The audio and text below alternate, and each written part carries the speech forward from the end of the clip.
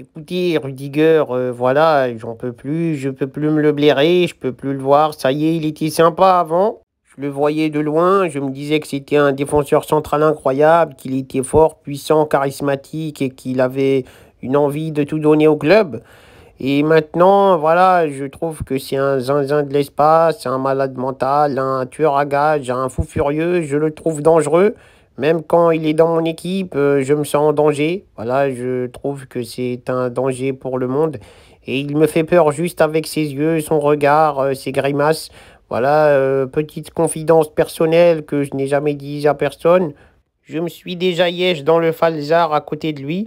Voilà, il m'a effrayé, j'étais à proximité de Rudiger et son regard a croisé le mien et j'ai tout lâché dans mon froc. Et voilà, c'était des moments compliqués, humiliants, mais voilà, j'ai été obligé de vous partager cette anecdote.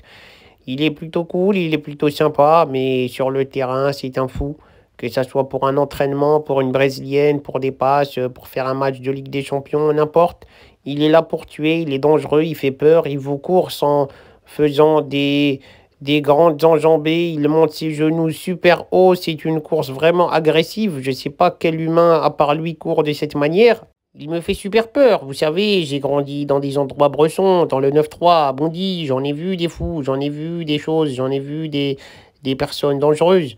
Mais c'est vrai que lui, il n'a ni besoin d'armes, ni besoin de montrer quelque chose. Juste sa course est dangereuse.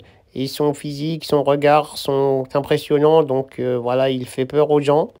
Vous savez, avec le Real Madrid, avec l'équipe, les collègues, les coéquipiers, tout le monde, le staff, quand on se balade, quand on part en voyage, quand on prend des avions, des bus, des trains, quand on est en groupe et qu'on se fait accoster par des gens, on envoie directement Rudiger pour les calmer.